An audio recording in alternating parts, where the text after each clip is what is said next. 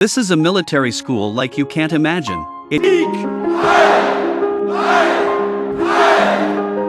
used to be the best military school in Germany, specializing in training the tools of rule. If you graduated from here, you could become the elite of the country. To get into this school is not easy. The face must pass the test. The length and width of the face are measured. The color of the pupils and hair are compared, and the race of the test subject is determined. The requirements for the appearance of soldiers here are quite strict. This is all to ensure the purity of the bloodline. Fried was instantly recognized by the German officer for his excellent fighting skills. He felt so lucky that he ran home and told his father. His father turned him down because he was an opponent of the Nazi party and he didn't want his son to join them. But Fried didn't want to give up this great opportunity, so he decided to run away from home. He escaped from home before dawn and entered the school with a forged signature of his father. Entering the dormitory, he put on his new uniform and did a military salute, feeling that his future was full of brightness and light. But when he pulled out the family photo, his heart fell again. He must have broken his family's heart by going off on his own. The next day, the assembly began, and the freshmen were all uniformed in their youth corps uniforms, each chanting like a chicken. Sieg! Heil! Sieg! Heil! Sieg! Heil! Their future would also be as leaders of the German regions. These so-called regions being the places Hitler was about to sweep. The school was rabid about the Nazi regime, and from then on Fried started his military school life. It was militarized, and freshmen were asked to organize their military affairs on their first day. Fried had his hands full, and the boy in the next bed came over to help. Ich bin Friedrich. Albrecht. Such was the purity of their friendship as students that they became best friends. They took physical training together, firearms training, combat training, airplane piloting, and other courses. The moment he flew up into the blue sky, Fried was happy level. This is the life he likes. But cowardly and soft people are not allowed to exist here. Teenager made his instructor pull down his pants and make him pee in front of all his classmates because he wet the bed. And his classmates needed to do push-ups until he peed out. Shame and helplessness surrounded him, eventually in full view of everyone.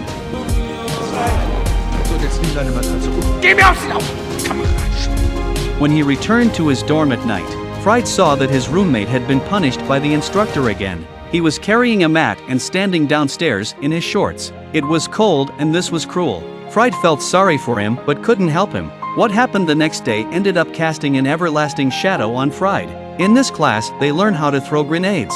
This is not some model prop but a real grenade. The instructor demonstrated the steps. He pulled the wire and then threw it as hard as he could.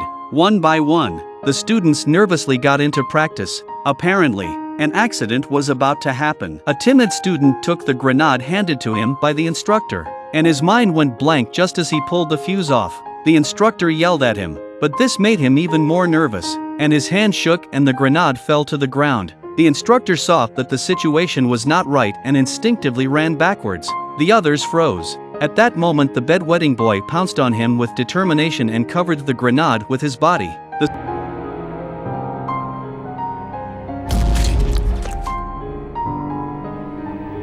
school held a memorial service for the boy, celebrating his courageous sacrifice. Albert's father also came to the school to speak and asked the others why it was not you who jumped on the grenade. Our bodies do not belong to us, but to our nation. And what could be more valuable than to die like a hero? Nobody knew that the day before the training his classmates found him wetting the bed and blackmailed him for 20 marks, but he simply could not afford to pay. But when he saw the grenade that had fallen to the ground, he felt that nothing could relieve him more than this. Now no one cares about his bedwetting. Everyone hails him as a hero. It was sort of the only honor in his life. The only honor that was glorious and deadly. In this environment of superiority and inferiority, the boy's death did not stir up much water. The soft ones are driven out of this school, and the brutal training continues. In the physical training class, the instructor held his breath to show that he was in good physical condition and asked Fried to try a punch. Fried hesitated for a moment. Boy, did he sneak up on him? This made the instructor not good enough to blame Fried. Fried's best friend in military school, Albert, had a successful executive father. The father was a cold and ruthless killing machine bred by the empire. Ebert is the opposite of his father. He is gentle and kind and loves to write poetry.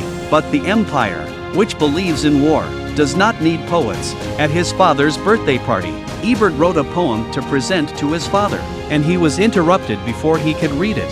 The father was not interested and did not want to hear it. After learning that his son's best friend, Fried, is a boxer, the father instead takes some interest in his classmate Fried.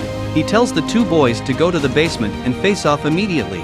Under the dim red light, the two best friends are forced to beat each other up, more than the slim and thin Albert.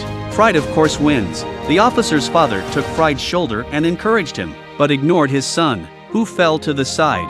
Fried watched his friend get up and leave in silence. He thought Albert was angry, but instead Albert said to him, Ich schmoll nicht. In the middle of the night suddenly the special training started again, and Albert's officer father came again. He announced a mission where a prisoner of war had leapt into their border and killed soldiers with weapons, and he told the students to go into the woods to catch the escaped prisoners. Soldiers were handing out weapons. These were real weapons, and Albert was uncomfortable. He didn't want to hurt anyone. The black-eyed woods were silent and the children were nervous. The children were facing the enemy for the first time, and they advanced slowly with their guns. Suddenly they noticed a few silhouettes flashing in front of them, and the children under the tension fired.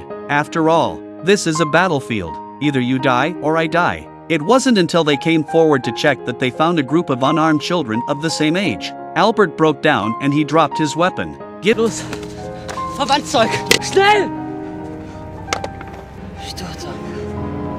But then his father came up to him. Geh mal zur Seite, Albert. Vater, nein! Albert was chilled. He threw up. He felt like he, too, had become an accomplice to the devil in killing an innocent life.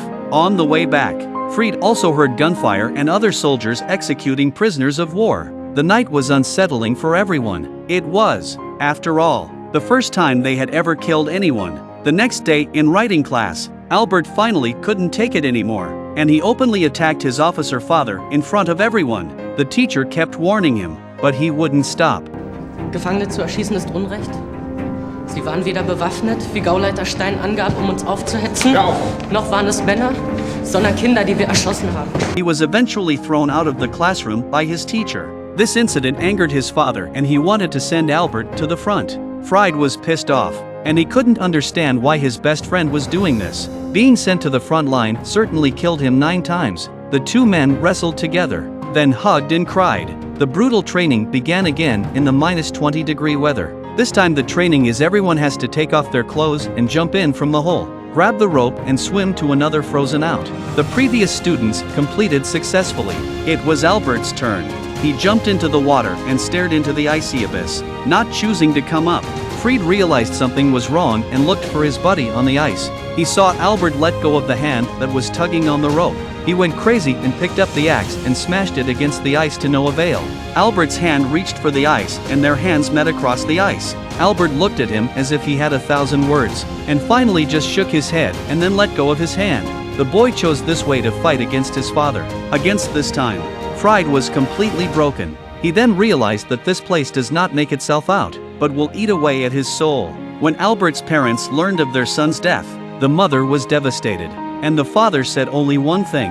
Einfach zu schwach. Fried found a picture of his best friend, and he was about to write an obituary for him and then put it in the newspaper only to be stopped by the principal. He felt the teenager, who had committed cowardly suicide, was a disgrace to the military academy. Albert's parents also could not face the fact that their child had not died in battle, but committed suicide. They blamed their son's death on Fried, who had brought up an officer's boy. To prove that Fried still has value to stay in the military academy, the principal demands that he must prove his worth by winning this boxing match. Another twist of fate.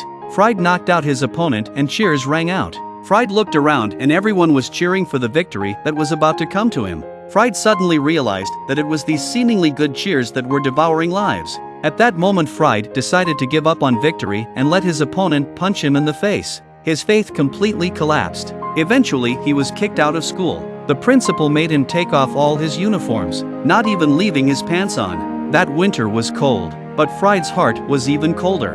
He walked out of the school, looked at the place where he once dreamed, and then resolutely left. Maybe we can't choose the era we live in, but at least we can choose what kind of person we become.